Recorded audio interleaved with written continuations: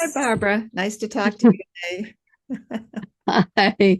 Good morning, Ann. Beautiful sunny day here. You know, often we talk about our work untangling, and we talk about it beginning in September 1994 when I realized I needed to quit drinking, and you Yeah. helped me with that, and we learned so much together. But actually, it started hmm Yeah, it really did. It started in some ways months before that, but also actually even like years before that. mm, mm. So when do you feel it started? Well, it started, I feel like it started when we started to realize that we needed to develop some new ways of being able to do focusing. Oh, And we really started to get that sense of what's important is how are we with what's inside of us. And we started to develop all sorts of ways of what we then came to call the interrelationship. So I think that that was kind of the foundation, the basis. And it was because of that foundation that it made it possible to write the article that I wrote and to do what I did to write the article that I wrote. I'm still remembering that article and how it changed my life. I didn't even know at the time I read it how much it was going to change my life. And we're talking about that article, the victim, the critic, and the inner relationship, focusing with the part that wants to die. And so many people tell me how meaningful that article is to them, Mm, but they tell you yeah, that. they still tell me that too. I get pretty regular emails still about that article, and that's like over 30 years ago now. When I read that article, it impacted me. What I really remember is almost feeling like I was sitting back in my chair, and especially what it was in the article. You talk about focusing with the part that wants to die, focusing with the part that wants to kill it, and that how you got to the point where you realized you needed to say to both of them, you can be the way you are as long as you need to be. And when I read Mhm. those words, I felt an immediate no, like I wanted to push it.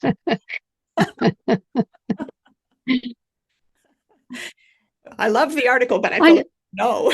oh what? No, that's not possible. No, no. No, I could Yeah. never do that. And then I had, Yeah. as you know, I was in the, as you know now, you didn't know it then, I was in the middle of a real struggle with drinking, with my addiction hmm to drinking more and more. I would get drunk in the evening and then skip dinner and then resolve the next day and have to do it again, but then Yeah. do it again. And when I read those words, you needed to say to it, you can be the way you are as long as you need to be. The no was from the part of me that didn't want to do that with my hmm drinking issue. So I totally get that. tell me more about what went on in you that made you want to be able to write an amazing article like that. Well, it was pretty desperate. I mean, there was a part of me that wanted to die, and there was a part of me that wanted to kill me.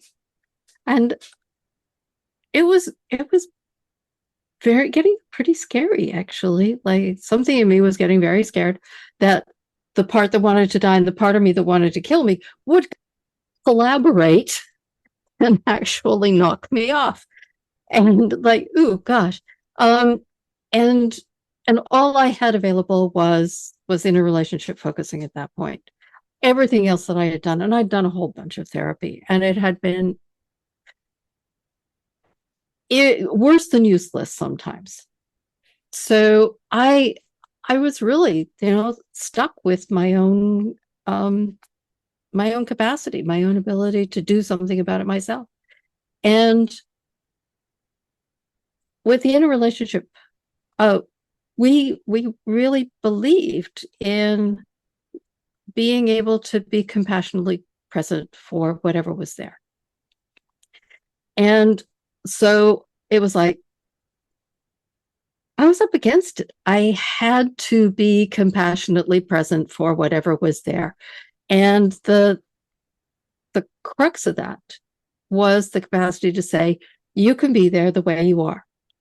And I am not going to meddle with you. I'm not going to try and change you. I'm not going to smush you. I'm not going to push you.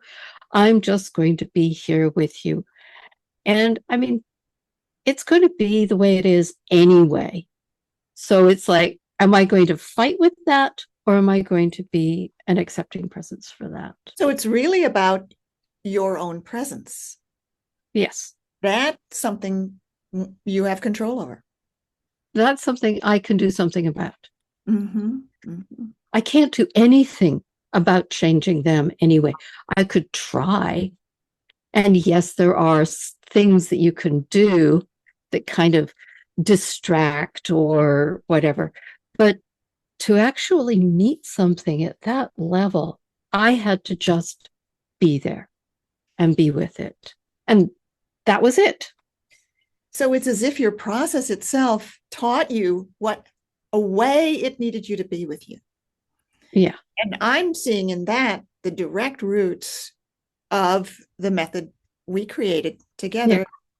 It's what we called self-in-presence, what we call self-in-presence. What we now call self-in-presence. Yeah. It was the core, the root, the foundation for it. And Yeah. how later we were able to, I don't want to say break down, but tease out Yeah. or find Yeah. in Differentiate. differentiate. Yeah. Into three, we call them pillars. And one is resourcing. One is recognizing, thanks to Marcella Calabi for helping us find that one. And one is relating. Mm-hmm. And in a way, we started with relating. Yeah. Relating was the most obvious because that's what we were doing. Hmm. And there's other things that we have developed. They have become clearer, like recognizing became clearer. We were recognizing, but we weren't recognizing how important recognizing was.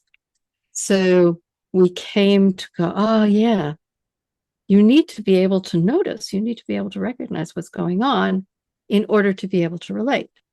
And in order to be able to relate, you need to have enough presence, enough capacity.